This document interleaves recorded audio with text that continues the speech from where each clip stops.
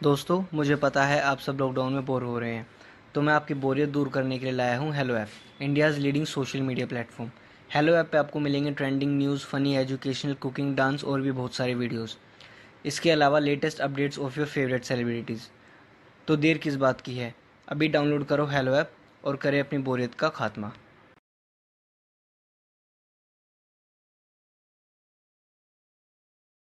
माँ, ये राधिका है, तुम्हारी बहू। राधिका गांव में हॉस्पिटल में नर्स का काम करती है। बस हम दोनों में दोस्ती हो गई और हमने शादी कर ली। राधिका, माँ के पैर छुओ। अरे चल हट, नालायक। अरे मैंने क्या क्या सपने देखे थे कि तेरी शादी किसी अमीर घर में करूंगी और दहेज में लाखों रुपए लूंगी, और तू गांव की इस मामूली लड़की को मेरी बहू बनाकर ले आया। लेकिन बेटे की जिद के आगे सुनीता देवी मजबूर हो जाती है। राधिका सुनीता देवी को फूटी आंख भी नहीं भाती थी। तुम चिंता मत करो भाग्यवान, हम दोनों मिलकर अपनी बहू को इतना सताएंगे कि वो हमसे तंग आकर ये घर छोड़कर चली जाएगी। फिर हम अपने बेटे की शादी किसी बड़े सेठ की बेटी से कर देंगे, ठीक है? अगले दिन सुनीता देवी अपने बेटे का कमरा साफ कर रही होती है। तभी बहू के सामान में उसे एक बड़ी बड़ी मूंछों वाले आदमी की तस्वीर दिखाई देती है और उसके कंधे पर एक बड़ी सी बंदूक टंगी होती है। तस्वीर के नीचे लिखा होता है डाकू मंगल सिंह। ये किसकी तस्वीर है बहू? ये मेरे पिताजी की तस्वीर है। बस फिर क्या था, ये सुनते ही सुनीता देवी के हाथ पैर कांपने लगते हैं। वो भागती हुई सीधा अपने पति के कमरे में जाती है। अरे गजब हो गया जी, गजब। अरे क्या हो गया भाग्यवान? हमारी बहू एक मशहूर डाकू मंगल सिंह की बेटी है। हे भगवान, अब क्या होगा? क्या कहा? डाकू मंगल सिंह? अरे मर गए रे।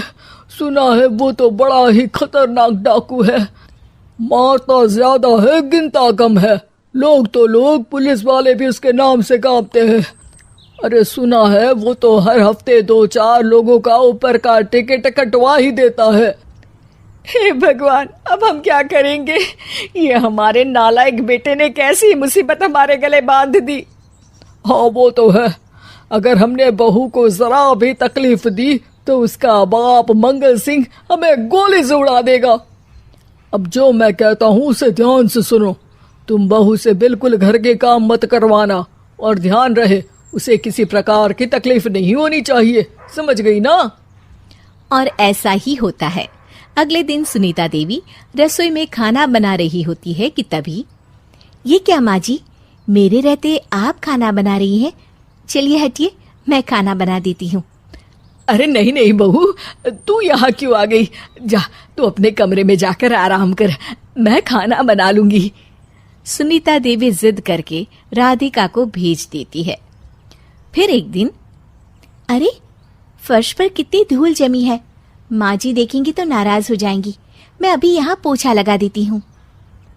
राधिका जैसे ही पोछा लगाने लगती है कि तभी उसके ससुर की नजर उस पर पड़ती है। बंसीलाल भागता हुआ वहां आता है। अरे नहीं नहीं बहू, तुम ये क्या गजब कर रही हो? बहू तो बेटी समान होती है, और हम ना अपनी बेटियों से काम नहीं करवाते। तुम आराम से बैठकर यूट्यूब पर किड लॉजिक चैनल की सास बहू की कहानियां देखो। वो लोग ना बहुत अच्छी अच्छी कहानियां बनाते हैं। सच? आप देखते हैं? अरे मैं तो रोज देखता हूँ। शहर की बहू तो मेरी उसकी खुशामद में लगे रहते हैं और उसे किसी महारानी की तरह रखते थे। कैसा लगा बहू? पिज्जा टेस्टी तो है ना? अच्छा, मीठे में क्या खाओगी बोलो तो? माँ जी, मुझे तो काजू कतली बहुत पसंद है, और उसके बाद एक गिलास लस्सी मिल जाए तो मजा आ जाएगा। ये सुनते ही सुनीता देवी अपने पति को कोहनी मारते हुए कहती है, अरे सुना नहीं बहू क्या मांग रही है?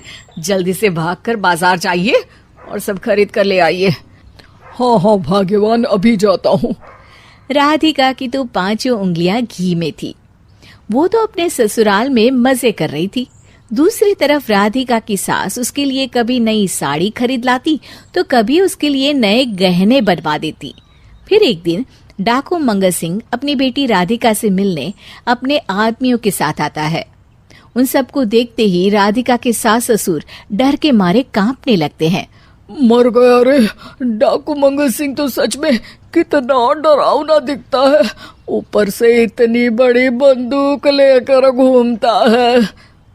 कैसे हैं समधी जी? क्या हुआ? आप इतना घबरा क्यों रहे हैं? और आपको इतना पसीना क्यों आ रहा है? आपकी तबीयत तो ठीक है ना? जी अभी तक तो ठीक है, पर लगता है बहुत जल्द खराब होने वाली है। क्या कहा आपने? जी कुछ नहीं, बताइए बताइए कैसे आना हुआ? दरअसल आज आपके शहर में हमारी नाटंकी मंडली का प्रोग्राम है, तो इसी बहाने सोचा बेटी का ससुराल भी देखता चलूं। ये सुनते ही राधिका के सास ससुर हैरान हो जाते हैं। क्या कहा? आप नौटंकी में काम करते हैं? हाँ माँ जी, पिताजी डाकू की एक्टिंग बहुत अच्छी करते हैं, उन्हें तो कई अवार्ड भी मिल चुके हैं। और ये बंदूक, ये तो असली लगती है। तभी राधिका के पिताजी अपनी नकली मूंछ निकालते हुए कहते हैं, इस मूंछ की तरह यह बंदूक भी नकली है। ये तो छर्रे वाली बंदूक है, इससे तो मैंने आज तक चिड़िया भी नहीं मारी। और खोदा पहाड़ निकला चूहा, इसका बाप तो मामूली नौटंकी वाला निकला, और हम इससे डर कर बहू की नौकरों की तरह सेवा कर रहे थे। आपने सही कहा जी, इसके पीछे मेरे कितने पैसे खर्च हो गए, और काम कर करके मेरी तो कमर टूट गई सो अलग। अरे बहू, तूने अपने पिताजी के बारे में हमें पहले क्यों नहीं बताया? राधिका मुस्कुराते हुए कहती है, आपने तो कभी पूछा ही नहीं ना माँ जी।